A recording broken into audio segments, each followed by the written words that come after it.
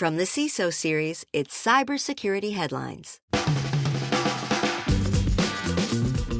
These are the cybersecurity headlines for Thursday, December 25th, 2025. I'm Sarah Lane.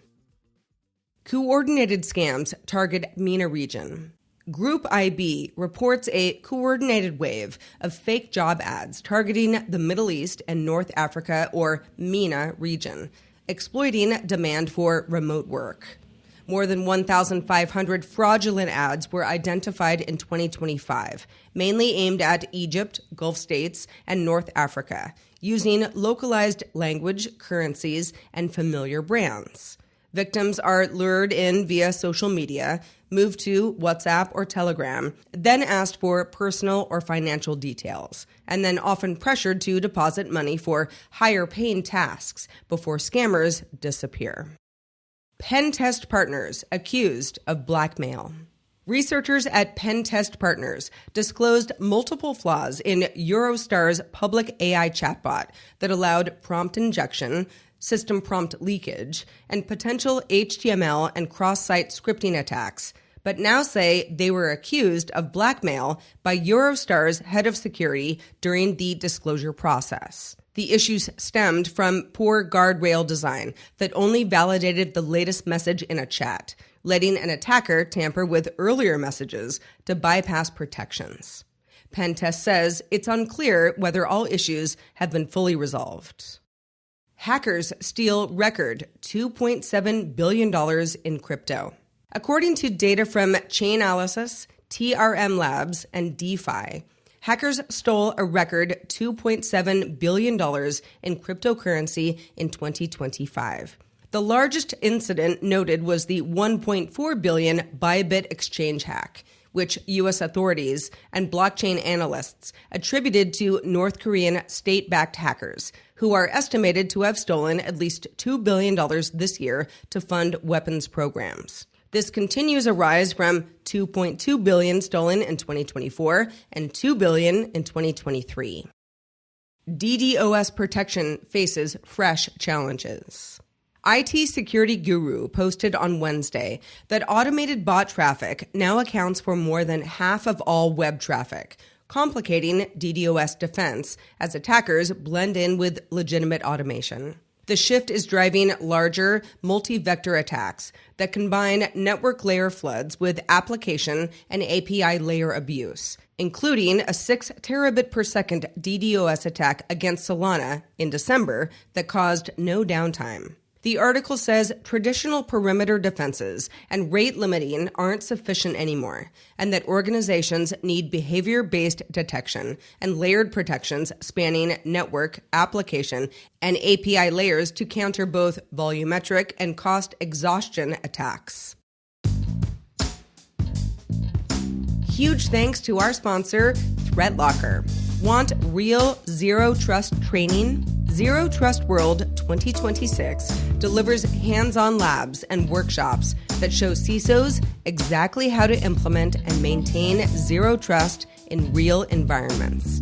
Join us March 4th through the 6th in Orlando, plus a live CISO series episode on March 6th. Get $200 off with ZTW CISO 26 at ztw.com. FCC announces ban on foreign drones and critical components.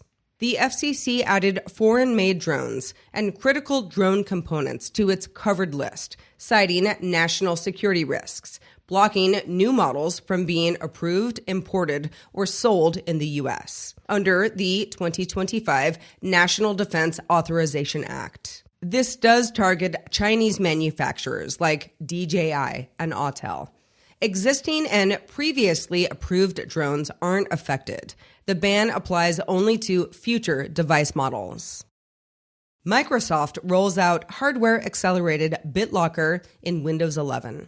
Microsoft is rolling out hardware-accelerated BitLocker in Windows 11 to improve performance and security by offloading encryption tasks to supported system-on-chip components. On compatible NVMe-based systems, this reduces CPU usage by about 70% per I/O and better protects encryption keys from memory and CPU attacks.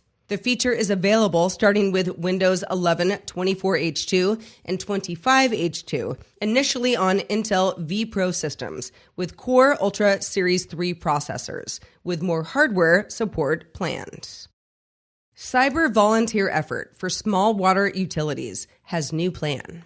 DEF CON Franklin announced plans to build a managed security service provider model for small and rural U.S. water utilities after its volunteer-based cybersecurity effort proved hard to scale. Co-founder and former U.S. administration cyber official Jake Braun says the initiative would offer shared, affordable threat monitoring and response through a national framework run with the National Rural Water Association, since findings show that more than 70% of water systems fail basic cyber standards. Funding support includes backing from Craigslist, Craig Newmark, with cybersecurity expert Tara Wheeler hired to help design and run the program.